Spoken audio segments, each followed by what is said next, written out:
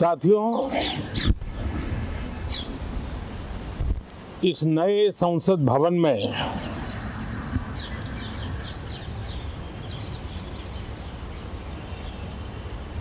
जो पहला सत्र हुआ था, उसके आखिर में इस संसद ने एक बहुत ही गरिमापूर्ण फैसला लिया था और वो फैसला था नारी शक्ति वंदन अधिनियम। और उसके बाद 26 जनवरी को भी हमने देखा किस प्रकार से देश ने कर्तव्य पथ पर नारी शक्ति के सामर्थ्य को, नारी शक्ति के शौर्य को,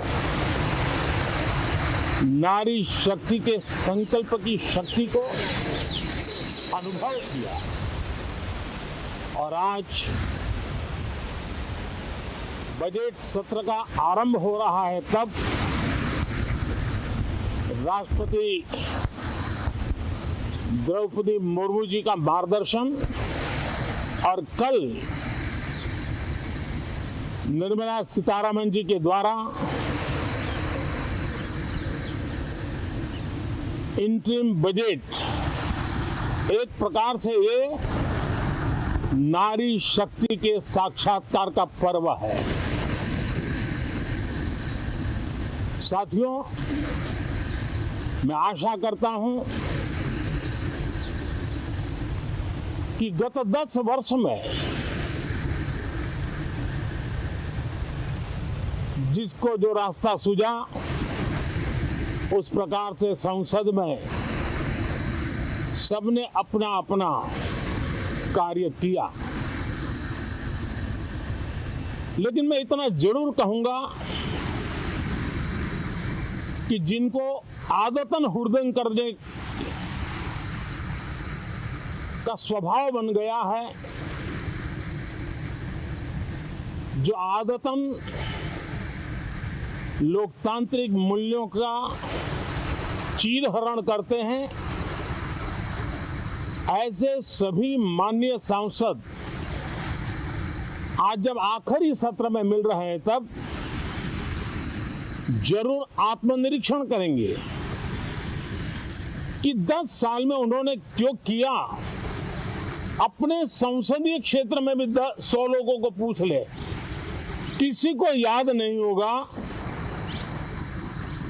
किसी को नाम भी पता नहीं होगा जिन्होंने इतना हुड़दंग हो अल्लाह किया होगा। लेकिन विरोध का स्वर तीखा क्यों ना हो, आलोचना तीखी से तीखी क्यों ना हो, लेकिन जिसने सदन में उत्तम विचारों से सदन को लाभान्वित किया होगा, उनको बहुत बड़ा वर्ग आज भी याद करता होगा। आने वाले दिनों में भी जब सदन की चर्चाएं कोई देखेगा, तो उनका एक एक शब्द इतिहास की तवारीख बन करके उजागर होगा। और इसलिए जिन्होंने भले विरोध का किया होगा, लेकिन बुद्धि प्रतिभा का दर्शन कराया होगा, देश के सामान्य मानवी के हितों का कंसर्न दिखाया होगा,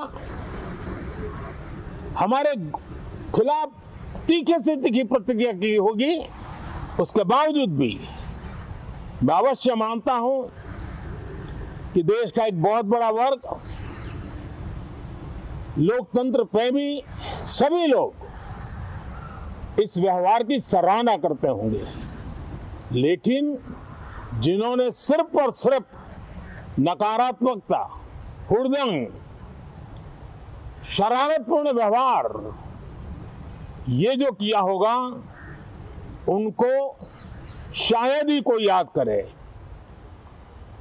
लेकिन अब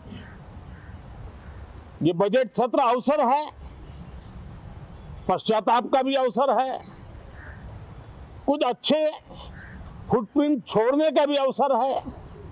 तो मैं ऐसे सभी माननीय सांसदों से आग्रह करूंगा कि आप इस अवसर को जाने मत दीजिए, उत्तम से उत्तम परफॉर्म कीजिए, देश हित में उत्तम से उत्तम अपने विचारों का लाभ सदन को दें और देश को भी उत्साह और उमंग से भर दें। मुझे विश्वास है, आप तो जानते ही हैं कि जब चुनाव का समय निकट होता है तब आमतौर पर पूर्ण बजट नहीं रखा जाता है। हम भी उसी परंपरा का निर्वाह करते हुए पूर्ण बजट नई सरकार बनने के बाद आपके समक्ष लेकर के आएंगे। इस बार एक दिशा निर्देशक बातें लेकर के देश की वित्त मंत्री निर्मला जी हम सबके सामने कल अपना बजट पेश करने वाली है। साथियों, मुझे विश्वास है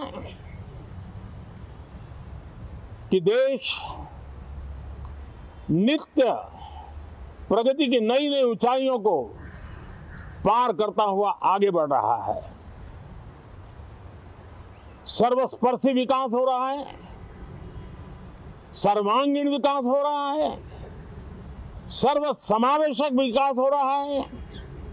ये यात्रा जनता जनार्दन के आशीर्वाद से निरंतर बनी रहेगी। इसी विश्वास के साथ फिर आप सभी को मेरा राम राम।